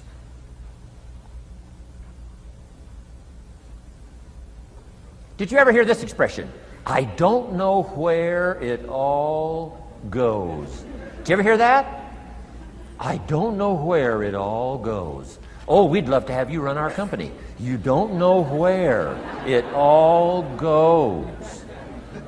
Whoa. Did you ever hear this? It just gets away from me. It just seems it just gets away from me. Oh, we'd love to turn the world over you. It just gets away from you. Come on, you got to have better disciplines than that. Let that be the 90%. Let that be the scenario of the 97%, but don't let it be your scenario. Don't let it become your philosophy. Keep strict accounts. Next, a new attitude. I had to develop a new attitude as well as new concepts. Here's what I used to say. I hate to pay my taxes. Schoaf said, well, that's one way to live. I thought, well, doesn't everybody hate to pay their taxes? He said, no. No, a few of us have gotten way past that. He says, once you understand what taxes are, here's what taxes are in our governmental system in our society. Taxes is how you care and feed the goose that lays the golden eggs. Democracy and liberty and freedom. Free enterprise. Wouldn't you want to feed the goose that lays the golden eggs? Somebody says, well, the goose eats too much. That's probably true. I understand that. Of course that's true. But see, better a fat goose than no goose. And here's the truth be known. We all eat too much. Let not one appetite accuse another. Of course the government needs to go on a diet. So do most of us. But hey, you still have to care and feed the goose that lays the golden eggs once you understand that that's what it's for. See, it is so important, the right attitude. Here's what I used to say. I hate to pay my bills. You open up the mails, nothing but these window envelopes, bills. I hate to pay my bills. Schoaf said, well, that's one way to live. I said, well, doesn't everybody hate to pay their bills? He said, no, some of us are way beyond that. I said, is it possible to love to pay your bills? He said, yes. Reduce your liabilities? Increase your assets? Wouldn't you love to do that? So start a whole new attitude here. Next time you pay $100 on an account, put a little note in there and say, with great delight, I send you this $100. I mean, they don't get many letters like that. Reduce my liabilities, increase my assets. My picture's changing. My picture's improving. I love to pay my bills. Keep the money in circulation. Pay my taxes. Feed the goose that lays the golden eggs. It's a matter of attitude. And here's the last on attitude. Everybody must pay. Of course, life is called opportunity, but life is called price. But we must all pay. We must all share. One of the classic stories of all time from ancient Bible script says, Jesus one day and his disciples were standing by the church treasury, synagogue treasury, watching people as they came by and put their offering in the treasury. That wouldn't be a bad idea. Jesus and his disciples standing by the treasury while everybody walks by. Jesus says, how much was that? How much was that? Interesting. And the story said some people came by, put in big amounts. Some people came by, put in modest amounts, average amounts. And the story says, then a little lady comes by and puts in 2 pennies in the treasury. Jesus says to his disciples, look at that. Look at that. His disciples said, 2 pennies, 2 pennies. What's 2 pennies? Jesus said, no, you don't understand. She gave more than everybody else. They said, 2 pennies is more than everybody else? He said, yes. Because I'm certain that her 2 pennies represented most of what she had. And if you give most of what you have, then you've given the most. Wow. What a lesson to learn. It's not the amount. It's what it represents of your life that counts. Now let me give you the wisdom of the scenario that did not occur. And this is the greatest of wisdom. And in my own particular peculiar brilliance, I have the ability to record for you what was not recorded in the scenario of the story. Here's what did not occur, which may teach us one of the greatest of the wise things that was taught in this scenario.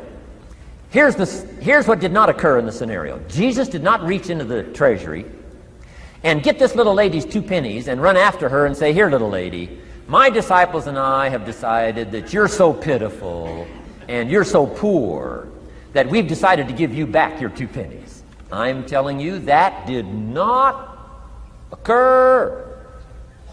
If it would have occurred, she would have been what? Insulted. She would have rightfully said, I know my 2 pennies aren't much, but it represented most of what I had. And would you insult me by not letting me contribute what I wanted to contribute, even if it's only 2 pennies? I'm telling you that did not occur. Here's part of the wisdom of the story that was not recorded. Jesus left her pennies in the treasury, meaning everybody has to pay, even if it's only pennies. That's the key. And whether you start with pennies or whether you start with dollars or whether you start with nothing, remember, part of the scenario is to spend, of course. Part of the scenario is to invest, and part of the scenario is to show a profit, and part of the scenario is to help take care of people who can't take care of themselves. If you'll set up your own philosophy, I'm not asking you to buy my philosophy. I'm not asking you to adopt my numbers. I'm only wanting to provoke you to think, for you to come up with a splendid economic philosophy that's got you up early and got you up late, has got you thinking and pondering ways to use your resources and turn it into the dreams you want for the future. And that's my little story on financial independence. Okay. Here's the next to the last subject, communication. How to affect other people with words. I've got just a little 4-point program here for you to consider. The whole expanded version now, 3 days, right? 3 days of all this is in that package that you're taking home. So this is called an abbreviated version of all the rest, this 1 day, video day. 4 steps to good communication. Here's number 1, first of all. Words can work miracles. That's why communication is so important. Words can work miracles. Words are powerful. Words are almost godlike. In fact, ancient script says the Word was God. God was the Word. Wow, words and God. I said to my Israeli audience last year, in the beginning, the story of creation is unique. It says, in the beginning, Jehovah God spoke and said what? We've got some students here, I'm sure. In the beginning, Jehovah God spoke and said what? Let there be light. And what? There was light. Wow! Wow! It looks like words create light. Is that possible? I'm telling you it's possible. Humans can get pretty close. What if somebody can't possibly see how they could do well, how they could become successful, how they could transform their lives and their health, their future, and their finances, spiritually, and every other way?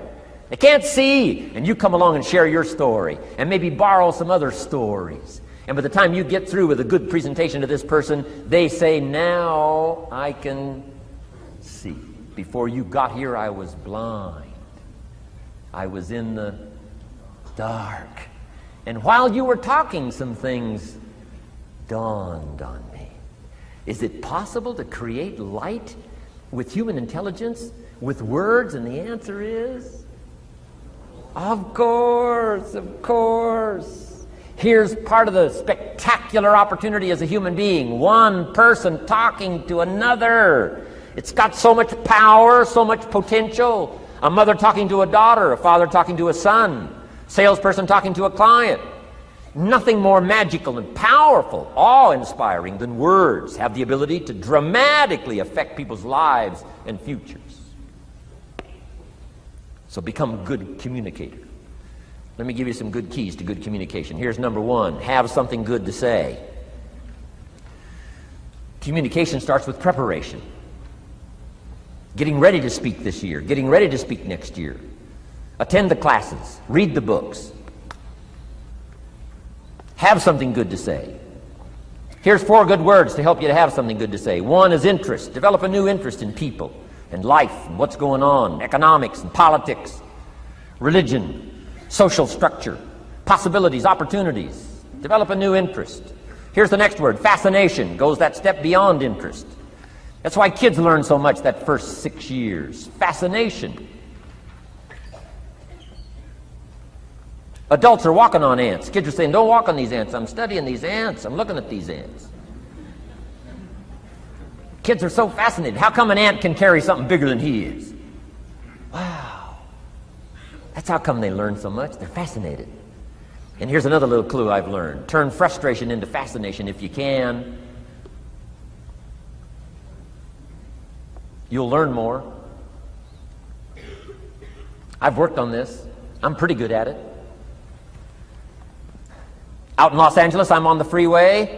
My airplane leaves in 45 minutes. The traffic is moving not 1 inch. I am now fascinated.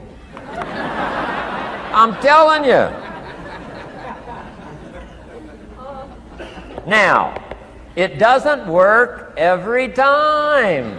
That's true, but every time it does work, I'm telling you, you'll come away with more.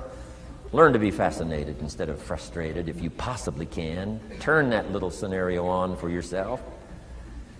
Next is sensitivity. You got to understand, we use the phrase where people are coming from, where they've been, what's going on. Sensitivity training is so important. People not like you, people that have got challenges and problems and difficulties, you got to do your best to be sensitive to other people, where they find themselves, the pit they might be in currently, what's going on. Be sensitive to that. Here's 2 of the greatest things said about Jesus. 1, it said he was touched. He was touched by where he found some people. He was touched by the misery he found some people in. He was touched. He was touched. And here's the other word. He was moved, it said. He was moved, touched and moved. If you really want to communicate well, you got to be touched and moved. Not just by your own drama of life, but by the drama you know is going on in other people's lives. Sensitivity. How does an adult 40 talk to a child who's 12? You got to be sensitive. Not just to your current situation. One of the best ways to identify with a child who's 12 and you're 40 is remember when you were 12. Go back, remember the scenario and let it hit you again, let it touch you again. I don't have any problems with 12-year-olds. I remember almost every day of being 12. 12's a unique year. One, you're not 13. I mean, you know. If I heard it once, I heard it 100 times. Of course you can't go, you're not a teenager. Wow, I can't wait for this year to be finished. Remember, that's part of sensitivity. Remember. Apostle. One who became an apostle, leader of the Christians, was once Saul from Tarsus, hater and killer of the Christians. After he was converted, became a leader, became Paul apostle, revered. Why was he so effective in his language, in his ability to touch people with his words and with his presence? If you read part of the scenario of his history, he gave an account of his own life and said, here's why I think I'm so effective. I remember the pit I came from. Sure, they call me apostle, but I used to kill these Christians, and I never forget that. If I want to get in touch with other people's difficulty, I got to remember my own difficulty. Let it hurt again. That's what makes a good performance. A good actor, a good actress. The emotion close to the surface from the remembrance of things past. And then well-chosen words delivered with emotion. Powerful. The last word is knowledge. You just got to go through exercises like this. Take the notes. Work hard. Roll up your sleeves. Go to work. Gather the knowledge in journals. Gather the knowledge in notebooks. Gather the knowledge in a library and cassettes and videos and every other means. Gather knowledge. Don't be lazy in learning. A major part of communication is preparation. Now here's the next part of good communication. Say it well. One is having something good to say. Number two is saying it well. Let me give you a quick list on saying it well. Number one, sincerity. Best place to start if you want to communicate well is let your sincerity show. Next is repetition, the mother of skill. I've been at this 33 years. Somebody says, well, you give a pretty good seminar. I should. 33 years? 33 years. Repetition. Next, brevity. Sometimes you don't need many words if you're totally sincere, I'm telling you. Jesus' presentation in gathering up his team called disciples was fairly short. He just walked around the countryside, took a look at somebody and said, you follow me. That's brief. I mean, you know, that's short. Now, why could he get by with such few words? And this takes care of a lot that I've tried to share with you today called personal development. Here's why I think Jesus could get by with such few words. For all that he was, that he didn't have to say. Take that scenario home. For all that I am, that I don't have to say. Just a few words could be dynamic in affecting someone else's life. A child, a business colleague, a sales client. Next, vocabulary. Got to work on your vocabulary. Some of my friends took a survey among prisoners working on some rehabilitation program. They weren't particularly looking for this, but here's what they found. There's definitely a relationship between vocabulary and behavior. And here's what they found out. The more limited the vocabulary, the more tendency to poor behavior. And when you think about it for a while, it makes sense. Words are a way of seeing. And if you don't have a good vocabulary, you can't see very well. Can you imagine the mistakes in judgment when you can't see very well? Next, words are a way of expressing what's going on in your head, what's going on in your heart. What if you can't see well and you can't express well? You can imagine the tragic scenario of 5 years of that, 10 years of that, 20 years of that showing no improvement. Behavior now becomes a major problem. And that person's world gets smaller and smaller and smaller. Why? They can't see and they can't express.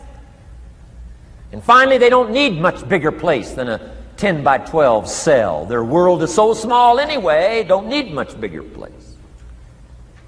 I'm asking you to stretch your vocabulary. I used to put words up on a 3x5 card. I drove a lot back in those days, but at the end of the day, I'd mastered 2 or 3 words.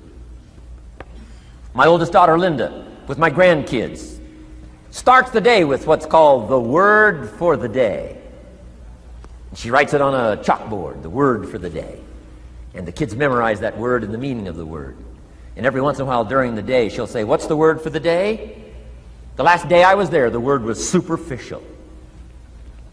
Natalie's 4, Nathaniel's 5. And several times during that day, Linda, my daughter, would say, "What's the word for the day?" Natalie would say, "Superficial." And she would say, "Nathaniel, what does that mean?" "On the surface." Several times during the day. "What's the word for the day?" Superficial. "What does it mean?" "On the surface." If you were to ask my grandkids, the last time Grandpa was here, what was the word for the day? I'll bet you they'd probably know. Superficial. On the surface. Word for the day. Why not learn a word a day? Why not add to your vocabulary so you can see more, see better, and express better? Put out in words what's in your heart, what's in your soul, what's in your mind. It's important. So say it well. Here's number 3. Number 1 was have something good to say. Number 2, say it well. Here's number 3. Read your audience. These are just simple concepts now. You've got to add some of the details, but that's what I'm mainly good for, is concepts. Read your audience. If you're talking to a child, you've got to study the face of the child. You've got to study a little body language. You've got to study what's going on.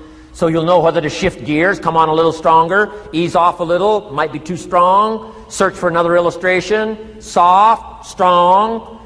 A lot of that is dictated by reading your audience. When I first started lecturing, I had some challenges here.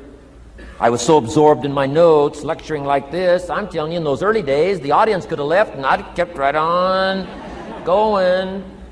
I didn't know what was going on down here. I didn't know what was going on over here. I didn't have any idea what was happening over here, whether I should come on a little stronger, ease back. I didn't know. I couldn't read my audience. So, read your audience.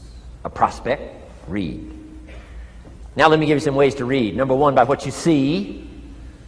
Body language tells us some things. How to shift gears, whether to go on, whether to stop. If you're talking to somebody and they're leaning toward the door, that means you gotta hurry, right? They're not gonna be here long.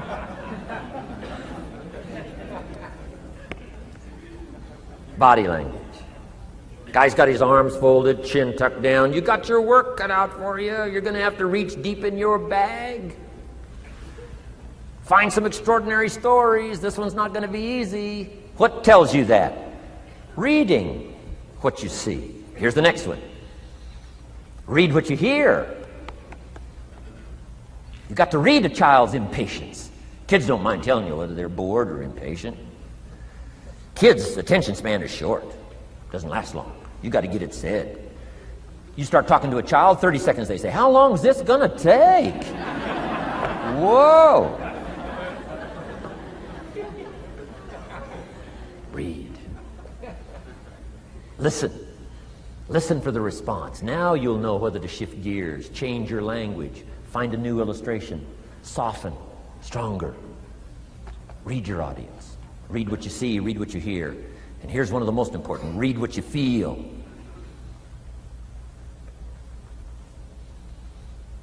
Now, women are probably better at this than men when it comes to picking up emotional signals. Men, they can see, and men, they can hear, but it takes a little training for a man to pick up those emotional signals that are so important so you don't say the wrong stuff. Because it's so easy to make a mistake in language. What if you meant to say to someone you care about? What if you meant to say, "What's troubling you?" And instead you said, "What's wrong with you?"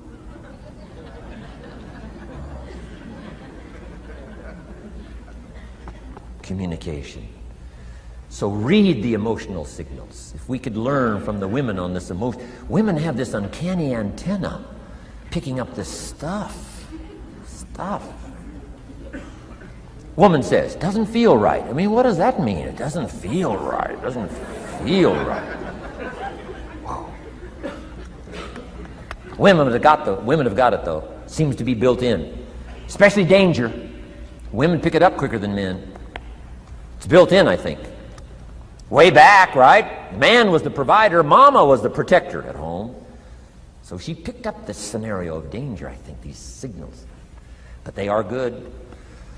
In the middle of the night, Mama wakes up. The baby cries. Mama wakes up. Papa sleeps. The faintest cry. Mama's awake. Or she nudges her husband and says, go look, something isn't right. He says, what do you mean it isn't right? She says, no, go look. He said, hey, everything's okay. She says, go look. He says, okay. And he gets out of bed, goes downstairs. The front door is open. How did she know that? We don't know. I mean, she just knows. She just knows. But I'm telling you, it's so valuable in communication to be able to pick up the emotional signals as well as what you see and as well as what you hear. It's so important. But women are good. Ancient scenario says this: there are shepherds and there are sheep and there are wolves. What a good life scenario. But it doesn't stop there. This ancient scenario says also, some wolves are so clever, they've learned to dress up like sheep. Now you got to have a woman. Got to have a woman. Man says, looks like a sheep, talks like a sheep. Woman says, ain't no sheep. Take my word for it. They know.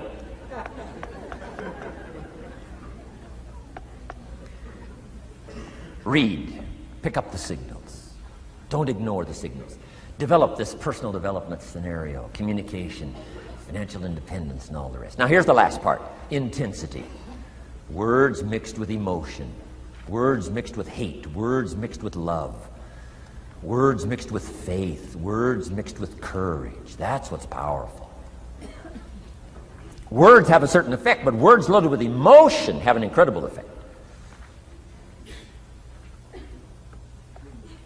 If I had a little straight pin, a guy buys a shirt, it's got all these little pins in it. I take out all these pins. If I took one of those little straight pins and I threw it at you, and let's say it reached you and hit you in the face or hit you in the hand, you'd feel it. This little straight pin, you'd feel it. That means I got you with my words. But what if I took that little straight pin and wired it to the end of an iron bar about that long? See, I could drive that pin through your heart. The pin is the words, the iron bar is the emotions. The emotions. Here's the best I could share with you. Put more of you into what you say. Don't be casual in language. Don't be casual in words. Casualness leads to casualties on the freeway and in communication. Don't be lazy in learning good communication. And put more of you. Now here's the last thought. The emotions must be measured. It can't be too much for the occasion if it's not called for. In leadership we teach, don't shoot a cannon at a rabbit. It's effective, but you've got no more rabbit.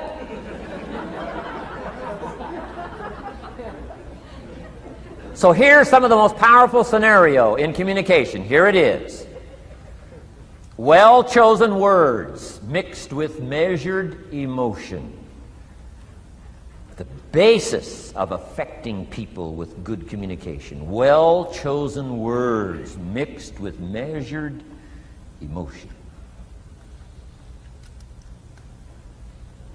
And one last point on communication. The more you care, the stronger you can be.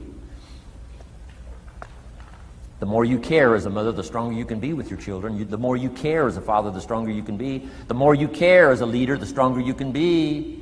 In helping to solve problems, getting on somebody's case, the more you care. But you got to care. I don't mind a minister consigning my soul to hell fire for my sinful ways. I don't mind that. If he believes it, I don't mind him consigning my soul to hell fire for my sinful ways, as long as he does it with tears and not with joy.